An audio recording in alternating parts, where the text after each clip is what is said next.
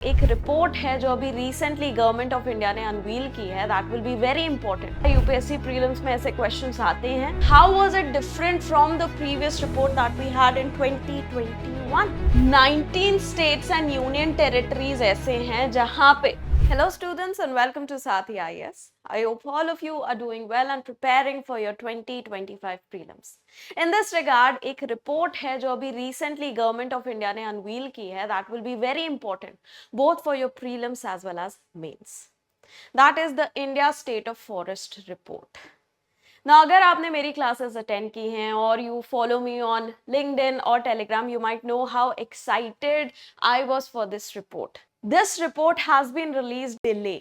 कितना delay हुआ है compared to the previous report? We'll see all that. We'll see the details of this report. What are the positives? Where India has gained with regards to its forest cover, tree cover. Where India has experienced a setback. ये सारी चीजें हम इस lecture में देखते हैं. Okay. So let's first start about this report. The delay associated with this report. देखिए, जिस साल असेसमेंट होता है अगले साल के स्टार्टिंग में यूजुअली ये रिपोर्ट रिलीज कर दी जाती है। The 2021 report it was released in January 2022, but the 2023 report it was released only in December 2024. So there was some delay associated with this report and that was a cause of concern amongst the environmentalists कि ये report delay क्यों हो रही है। हालांकि the government of India realized and then they released this report before the end of this year. Okay, so 2024 December में ये report जो 2023 के assessment report है ये release की गई। Now ये जो report है what is it all about? इन्हें कौन प्रिपेयर करता है? आप सबको पता है यूपीएससी प्रीलिम्स में ऐसे क्वेश्चंस आते हैं कि कोई सी एक रिपोर्ट का आपको नाम दे दिया और पूछा गया कि ये किसे कौन सी एजेंसी इसको प्रिपेयर करती है। So with regards to this report, the India State of Forest report, ये एक biennial report है. That means हर 2 साल में ये आती है. 2021 की रिपोर्ट थी, 2023 की रिपोर्ट थी, अब नेक्स्ट जो असेसमेंट होगा 2025 में होगा. So it is a biennial report. First ever India State of Forest report release हुई थी in the year 1987.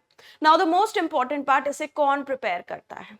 There is an institute known as the Forest Research Institute. अगर आप में से कोई इंडियन फॉरेस्ट सर्विसेज में जाता है, यहाँ पे इस रिसर्च इंस्टीट्यूट में आपकी मेजॉरिटी ऑफ ट्रेनिंग होगी.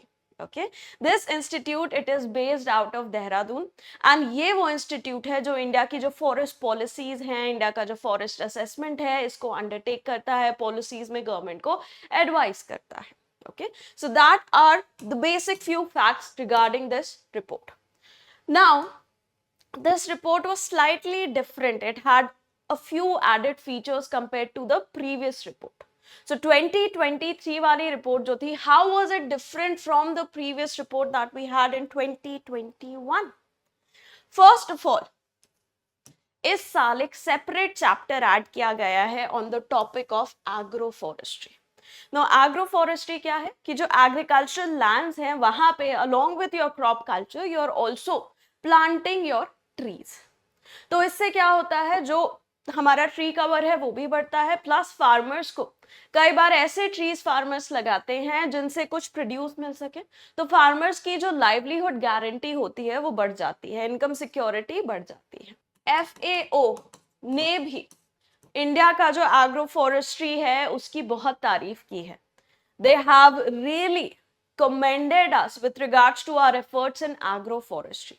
And with this regard, क्योंकि agroforestry में trees उगाए जाते हैं, silviculture होता है, that's why ये जो trees हैं, definitely these are also a part of the carbon sink of India. And with that regard, जो Forest Research Institute है, उसने सोचा कि agroforestry पे एक separate chapter होना becomes very important this time. The second change, 10 साल के बाद पहली बार there was reintroduction of a chapter on forest characteristics. Forest characteristics not just with regards to trees but also with regards to the health of the soil of the forest. कि forest का soil कैसा है, soil erosion के levels क्या हैं, overgrazing हो रही है नहीं हो रही है. 10 साल पहले तक ये रिलीज किया जाता था with in this report. However, it was eliminated in the past few years and now it has been reintroduced after 10 years. Next, इस साल बैम्बू कवर जो है इंडिया का, उसका भी सेपरेट एस्टिमेट किया गया है. अर्लियर बैम्बू कवर को बस हम ट्री कवर के अंडर ऐड कर लेते थे, कुछ सेपरेट हम इसका एनालिसिस नहीं करते थे. But for the very first time this time the bamboo cover estimates they have been done and separately then they have been added under the tree cover. अब ये ट्री कवर क्या है, forest cover क्या है, I will come to that, do not worry. Next, for the very first time जो छोटे पेड़ हैं उनको भी ऐड किया गया है, उनका भी जो एस्टिमेट है इसको ऐड किया गया है. छोटे पेड़ कौन से हैं? वो पेड़ जिनका डायमीटर जो है at its maximum is just 5 to 10 centimetre. Why this has been done? क्योंकि बहुत सारे ऐसे स्टेट्स हैं जो एग्रो फॉरेस्ट्री के अंडर या फिर एफॉरेस्टेशन, रीफॉरेस्टेशन जो उनके इनिशिएटिव्स हैं उनके अंडर ऐसे पेड़ों को उगा रहे हैं जो छोटे होते हैं, जल्दी ग्रो करते हैं और जिनको इंडस्ट्रियल यूज के लिए काटा जा सकता है और उनको यूज किया जा सकता है. One of such trees is the Sababul tree. So जो India State of Forest report है, इसने ये clarification दिया that the reason why we have introduced these trees is because they are also contributing to India's carbon sink. They are also contributing to India's tree and forest cover, and that's why we need to include them. And as an added advantage, they are also providing livelihood opportunities to the people, है ना? तो इस वजह से इनको भी introduce किया गया है. Next, इस बार की जो रिपोर्ट है it gave estimates of 751 districts of India compared to just 636 districts in the 2021 assessment report. So these are the differentiating factors between the 2023 and the 2021 report. Okay. Now let us take a look at some of the major findings. जब से हमारी India state of forest report आना शुरू हुई है, at least in the past 10 years हमारा जो forest cover है वो ग्रेजुअली इंप्रूव हुआ है. इस बार भी जो हमारा total forest and tree cover है, जिसको हम कहते हैं टोटल ग्रीन कवर, वो इंक्रीज हुआ है. ओके, राइट नाउ ये जो टोटल ग्रीन कवर है it is about quarter of India's geographical area, that is 25.17% of India's geographical area. ये कितना इंक्रीज हुआ है? ये इंक्रीज हुआ है बाय 1445 स्क्वायर किलोमीटर. नाउ जो ट्री कवर होता है इसमें दो एस्पेक्ट्स होते हैं. टोटल जो हमारा ग्रीन कवर है it includes forest cover plus the tree cover. Forest cover क्या है, ट्री कवर क्या है, इसका डिफरेंस समझते हैं. कोई 1 हेक्टेयर का एरिया जिसमें जो कैनोपी डेंसिटी है if it is more than 10% then that area comes under the forest cover. अगर ये less than 10% हो तो उसको हम कहते हैं ट्री कवर. अब ये कैनोपी डेंसिटी क्या है? अगर आप बर्ड्स आई व्यू से देखो, ये 1 हेक्टेयर लैंड है, आप बर्ड्स आई व्यू से देख रहे हो, दैट मीन्स आप एक हेलीकॉप्टर में बैठ के देख रहे हो इस 1 हेक्टेयर के एरिया को. एंड इफ यू सी कि ये जो ट्रीज हैं, ट्रीज के जो लीफ वाला पार्ट है that is known as tree canopy. जो ट्री कैनोपी है it is covering a particular area. 1 hectare में अगर 0.1 हेक्टेयर ट्री के कैनोपी ने कवर कर लिया दैट मीन्स 10% कैनोपी कवर है. और उस 1 हेक्टेयर एरिया में अगर 10% या उससे ज्यादा कैनोपी कवर होता है तो उसको हम कहते हैं फॉरेस्ट कवर, और अगर उससे लेस होता है तो उसको हम कहते हैं ट्री कवर. तो जो टोटल ग्रीन कवर या टोटल कवर, टोटल हमारा जो फॉरेस्ट एरिया है उसकी अगर हम बात करें तो total green cover it includes the total forest cover plus the total tree cover. So इन चीजों में कंफ्यूज मत होना, है ना, कि टोटल फॉरेस्ट कवर क्या है, टोटल ट्री कवर क्या है. प्रीलिम्स में इस पे एक आधी क्वेश्चन आ सकता है. सो अगर हम फॉरेस्ट कवर की बात करें it is 21.76% whereas our tree cover is 3.41%. Forest cover increase हुआ by 156 square kilometre, whereas tree cover जो इंडिया का है वो इंक्रीज हुआ by 1289 square kilometre, 1289 square kilometre. Fine, this is the first set of findings. Second set of findings पे जाते हैं हम. अगर हम मैनग्रोव की बात करें, मैनग्रोव फॉरेस्ट को हम कहते हैं लिटोरल फॉरेस्ट. ये यूजुअली कहाँ रहते हैं? जो हमारा ब्रैकिश वाटर रहता है एट द कोस्टल रीजन्स, जो इंडिया का कोस्टल रीजन है, which includes from Gujarat, we have Maharashtra, Goa, Karnataka, Kerala, Tamil Nadu, Andhra Pradesh, Odisha, West Bengal. We have Lakshadweep Islands, we have Andaman and Nicobar Islands. तो total India का जो coast है that is around 7514 है, 7500 kilometre round करके बात करते हैं, 7500 kilometre का कोस्टल एरिया है। इन कोस्टल एरियाज में जो हमारे मैनग्रोव्स हैं वो इजीली ग्रो करते हैं। Mangroves are known as littoral forest और the transitionary forest which are creating a transition between land as well as the water. ठीक है, so they can grow in brackish water and ये हमारे लिए बहुत ज्यादा इंपॉर्टेंट है। इनका जो इंपॉर्टेंस है ये हमें और ज्यादा पता चला था during the 2004 Indian ocean tsunami, जहां पे हमने ये फाइंड आउट किया था कि जिन जिन लोकेशंस में मैनग्रोव कवर है वहां पे सुनामी की वजह से कम डिस्ट्रक्शन हुआ है। Why? Because these mangroves they act as a protective barrier against any kind of dangers like cyclones, like tsunamis, like very strong waves coming from the sea. Okay, so अगर हम mangrove cover की बात करें, India का mangrove cover है currently 4992 square kilometre. ये reduce हुआ है, इसके बारे में अभी हम देखेंगे। ठीक है, बैम्बू बियरिंग जो इंडिया का एरिया है, जिसको first time separately as a separate category हमने कैलकुलेट किया है, it has also increased compared to 2021 by 5227 square kilometer। अगर हम हिली डिस्ट्रिक्ट्स की बात करें जहां पे फॉरेस्ट होना बहुत ज्यादा एसेंशियल है to prevent problems like landslides, उन हिली डिस्ट्रिक्ट्स में भी हमारा जो फॉरेस्ट है, हमारा जो ग्रीन कवर है वो इंक्रीज हुआ है बाय 234.14 स्क्वायर किलोमीटर। और अगर हम 2013 से 10 साल पहले से कंपेयर करें, जो हमारा टोटल ग्रीन कवर है एग्रो फॉरेस्ट्री के अंडर, इंडिया की एग्रो फॉरेस्ट्री की बहुत तारीफ हुई है all across the world.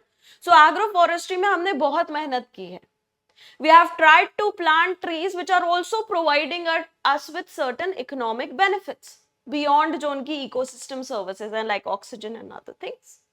So agro forestry की अगर हम बात करें compared to 2013, total green cover under agroforestry in India has increased by 20%, which is a very big margin and which is very important for us, for a country that has a lot of people involved in agriculture economy. This becomes a very important aspect for us.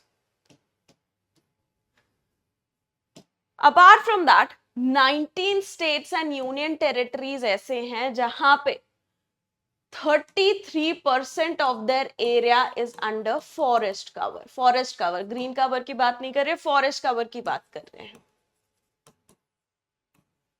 Now 33% क्यों important है? 33% is the minimum amount of area of any region that should be under forest for a perfect ecological balance. So ऐसा 19 states और union territories में India के है। ठीक है, almost half में है ये। बट उससे भी बियॉन्ड जाए अगर, तो कुछ स्टेट्स एंड यूनियन टेरिटरीज हैं। There are 8 states and union territories. We have Mizoram, Lakshadweep, Andaman Nicobar, Arunachal Pradesh, Nagaland, Meghalaya, Tripura and Manipur, जहां पे फॉरेस्ट कवर जो है it is more than or equal to 75%, and that's a great thing. But if you notice one thing, ये सारे बहुत ही छोटे छोटे स्टेट्स हैं, है ना। ये सारे वो स्टेट्स हैं जो बहुत इकोलॉजिकली सेंसिटिव एरियाज में हैं। सो वहां पे ये जो चीज है कि 75% या उससे ज्यादा इनका कवर है, that's a very good thing. But that is contributing, absolute terms में it is contributing very small amount to the entire country's forest cover, क्योंकि ये states, union territories बहुत ही छोटे हैं एरिया में। ठीक है, we'll come to that later. Next, इस बार 6 मेगा सिटीज जो इंडिया की हैं उनके फॉरेस्ट कवर का भी अच्छे से असेसमेंट किया गया। 6 मेगा सिटीज कौन है हमारी? We have Bengaluru, Chennai, Delhi, Kolkata, Hyderabad and Mumbai. Amongst those 6 cities, जो दिल्ली है, it has the highest forest cover, followed by Mumbai, followed by Bengaluru. और एक और पॉजिटिव चीज क्या रही कि इन जो 6 मेगा सिटीज हैं कंपेयर टू 2021 का असेसमेंट, इन मेगा सिटीज में there has been an increase of the total forest cover, even though marginally, but 2.09 square kilometre, approximately 2.1 square kilometre का इंक्रीज हुआ है इन देयर ग्रीन और forest cover. Okay, that is a positive. Okay, small wins को हम celebrate हमें करना चाहिए. Soil health के बारे में अगर हम फाइंडिंग्स देखें तो इन जनरल जो इंडिया में सॉइल है of the forest, there has been a general improvement in the soil health. जो अमाउंट ऑफ ह्यूमस है, organic matter, dead organic matter in the soil which supports the growth of the plants, that has improved. और इसका proof क्या है? जो assessment किया गया through satellite data, through national forest, जो हमारा data है उस सब से, नेशनल फॉरेस्ट रिपोजिटरी है, सैटेलाइट डेटा है, उन सब के डेटा से हमने स्टडी की और हमने ये फाइंड आउट किया कि इंडिया में जो ग्रास कवर है दैट हैज इम्प्रूव्ड. इंडिया में जो फॉरेस्ट में अंडर ग्रोथ है that has improved, and that points to this aspect कि हमारा जो सॉइल हेल्थ है इम्प्रूव हुआ है, humus amount in the soil has increased.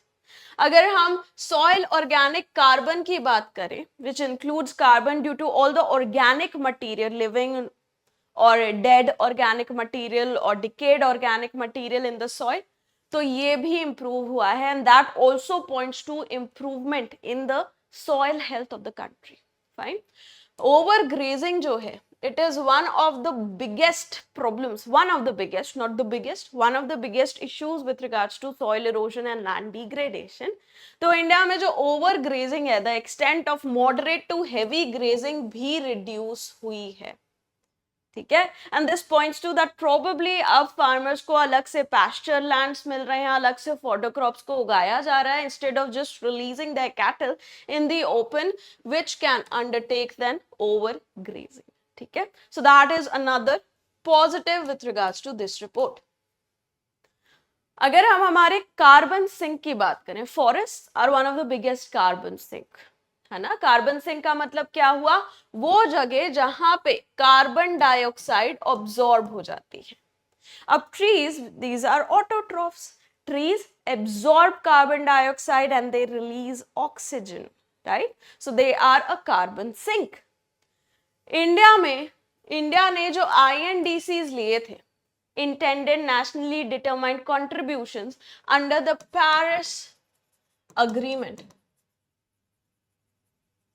2015, उसमें हमारा one of the INDC was that we want to increase our carbon sink by 2.5 to 3 billion compared to 2005 levels till the year 2030. और ये हम increase कैसे करेंगे?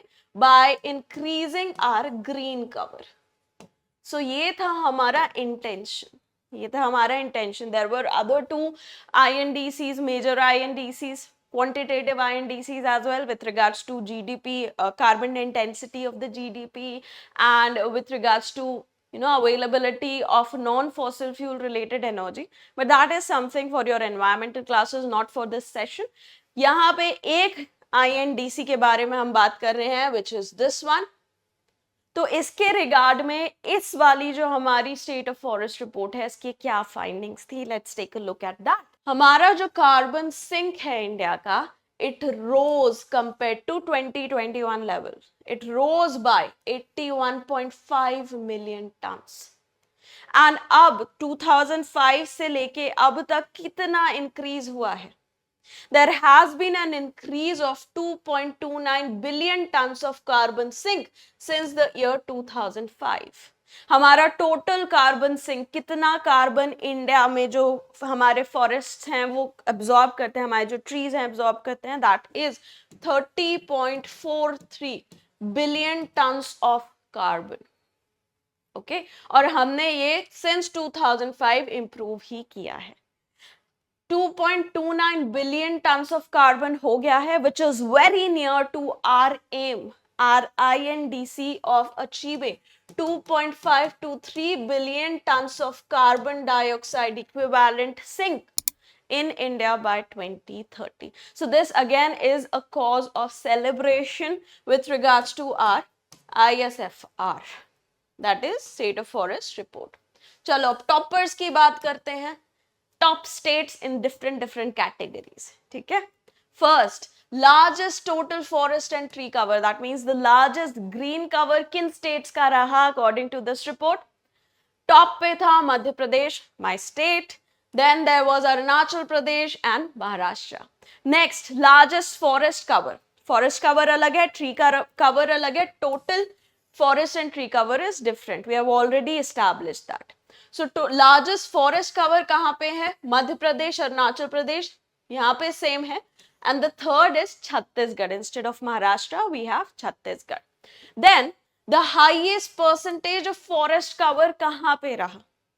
Highest percentage compare to their area, है ना, compare to their geographical area.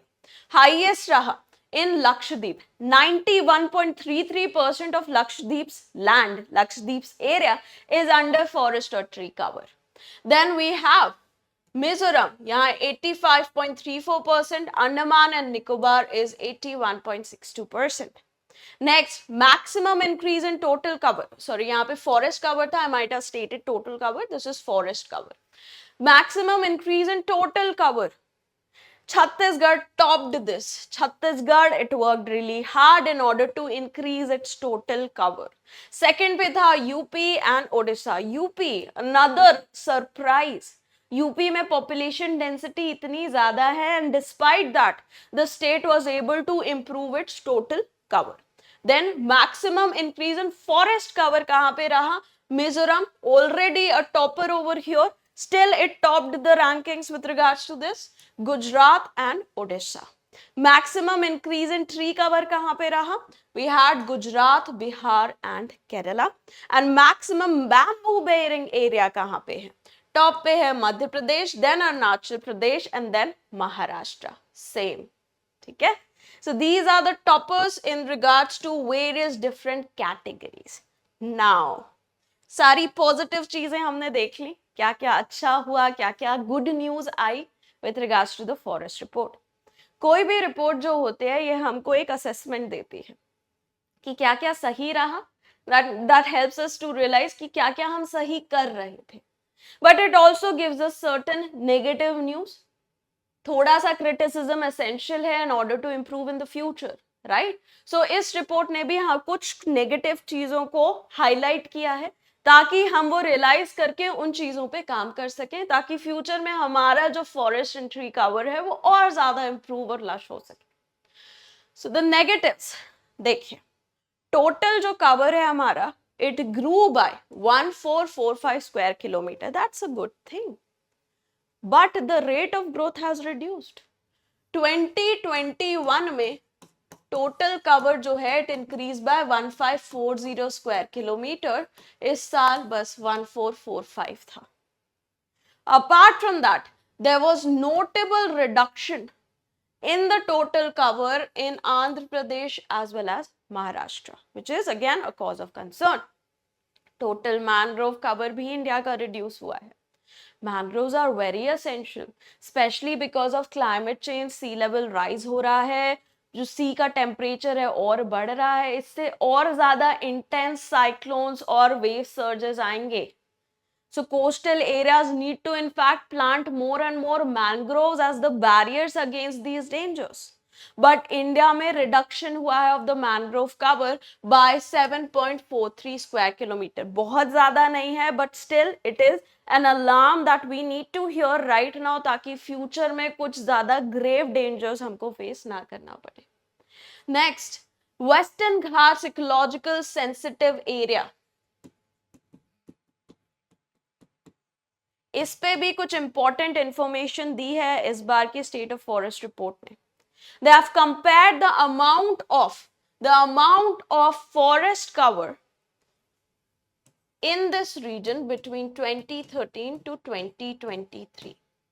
अगर हम compare करें in the last 10 years, there has been a reduction in the forest cover by 58.22 square kilometers. Now जो Western Ghats है, it is very fragile area. It is a very fragile area. Biodiversity hotspot का भी part है. हिमालयाज भी biodiversity hotspot का part है, specially north eastern Himalayas, और हमारे अंडमान निकोबार भी बायोडाइवर्सिटी हॉटस्पॉट का पार्ट है. ये आप सबको पता होगा, आपने एनवायरमेंट पढ़ लिया होगा. जो वेस्टर्न घाट्स हैं बहुत ज्यादा सेंसिटिव हैं, वहां पे लैंडस्लाइड्स की प्रॉब्लम बढ़ रही है. वायनाड में इस साल लैंडस्लाइड हुआ था, one of the most devastating tragedy that hit India this year. अगर वहां पे फॉरेस्ट कवर रिड्यूस होगा, सॉइल और ज्यादा लूज होगा, मास मूवमेंट और ज्यादा आसानी से होगा. So these problems will occur अगर वहां पे फॉरेस्ट कवर आपने रिड्यूस किया. वहां पे बायोडाइवर्सिटी लॉस भी होगा, वहां पे इस सब की वजह से लाइवलीहुड लॉस भी होगा, right? So this is a alarming thing. हाँ, 10 years का बहुत बड़ा एक एक पूरे डेकेड का डेटा है ये, but still this is something we need to be worried little bit about. Next, north east India की अगर हम बात करें, नॉर्थ ईस्ट इंडिया जहां पे majority of the states have more than 75% area under the forest cover, वहां पे the forest cover is declining. ये सेकेंड टाइम हुआ है. 2019 के कंपैरिजन में 2021 में भी डिक्लाइन हुआ था. 2021 के कंपैरिजन में 2023 में भी ये डिक्लाइन देखा गया है. Okay, so this is again something we need to take a note of. Then अगर हम रिकॉर्डेड फॉरेस्ट एरियाज की बात करें, तो यहाँ पे जो वेरी डेंस फॉरेस्ट है, वेरी डेंस फॉरेस्ट को आप कैसे डिटरमाइन करते हो? जहां पे जो कैनोपी डेंसिटी है more than 70%. So very dense forest तो इंक्रीज हुए हैं, these forest have increased, but जो lower density, lower canopy density forest हैं, जैसे moderately dense forest 40 to 70%, open forest 10 to 40%, and scrub areas जहां पे थोड़े जीरोफिटिक वेजिटेशन उगता है, ये सब रिड्यूस हुआ है. वेरी डेंस इंक्रीज हुआ है. वेरी डेंस कहाँ पे इंक्रीज हो सकता है? जहां पे बहुत ज्यादा बारिश होती है, वहीं पे usually very dense forest create होते हैं. मॉडरेट फॉरेस्ट जो है, जो हमारे यूजुअली डेसिडस फॉरेस्ट होते हैं, मॉडरेट कैटेगरी में आते हैं. सो अगर हम फॉरेस्ट की बात करें, वेरी डेंस फॉरेस्ट तो इंक्रीज हुए, बट बाकी जो फॉरेस्ट हैं हमारे रिड्यूस हुए, and that again is something we need to study more about. Then non forest areas they have expanded by 1197.48 square kilometre. Non forest areas जहां पे non forest activities हो रही हैं, be it urbanisation, housing, be it creation of roads, be it mining और anything else. So that is also something we need to take care of. इतना area जहाँ पे forest हो सकते थे, जहाँ हम फॉरेस्ट बना सकते थे, उनको हमने नॉन फॉरेस्ट यूज के लिए यूज कर लिया. Then last, outside the recorded forest जो नोटिफाइड है एज फॉरेस्ट एरियाज, ठीक है, outside the recorded forest, the forest notified by state और द सेंट्रल गवर्नमेंट, जो non forest and open areas हैं, they have increased. Non forest and open areas मतलब जहाँ पे फॉरेस्ट एक्टिविटी नहीं हो रही है, ठीक है. और जो वेरी डेंस फॉरेस्ट हैं, मॉडरेटली डेंस फॉरेस्ट हैं, स्क्रब एरियाज हैं, दे हैव रिड्यूस्ड. नाउ ये पॉइंट अच्छे से समझना. There are two categories of forest. One is the notified forests which have been notified as forest areas by the states or by the central government. And then we have the non-notified forests. 1996 में गोदा Varman case हुआ था. गोदा Varman case में जो supreme court है उसने बोला था कि ये जो नॉन नोटिफाइड फॉरेस्ट हैं, they need to be called as deemed forests and they need to be provided same amount of protection as the notified forests. Okay, so यहाँ पे outside recorded forest, that means outside जो notified forest है, वहां पे non-forest area and open forest area has increased. That means वहां पे जो dense forest थे उनको कट करके इधर उनको open forest में convert कर दिया गया और completely remove करके वहां पे non-forest activities हो रही हैं. That means this region is under danger. उतने अच्छे से इस रीजन को नहीं प्रोटेक्ट किया जा रहा है जितने रेस्ट ऑफ द फॉरेस्ट को किया जा रहा है. Okay, so that is all about the India State of Forest report. Just a quick refresher, India का जो total cover है increase हुआ है, which includes increase in both forest cover as well as the total tree cover. Mangroves जो India के थे वो reduce हो गए हैं. 19 states and union territories have more than or equal to 33% of their area under the forests. Okay, but कुछ negatives भी आए हैं that we need to focus upon. ये report जो है, it has been released by the Forest Research Institute Dehradun every 2 years since the year 1987, and this assessment report was the 18th India State of Forest report. Okay, so that's it from my side for the India State of Forest report. I hope आपकी knowledge का level और बड़ा होगा. I request all of you to update. आपने जहां भी इसके बारे में, इंडियन फॉरेस्ट के बारे में नोट्स बनाए होंगे, उसको प्लीज अपडेट कर लीजिएगा, because there is a very high chance that a question might be asked on this particular topic either in your prelims or in your mains. अगर आपको इस सेशन की पीपीटी चाहिए, it is available in the pin comment. You can check it out from there. This is me, Pallavi Saxena, signing off for this session. Thank you so much. Bye-bye and take care.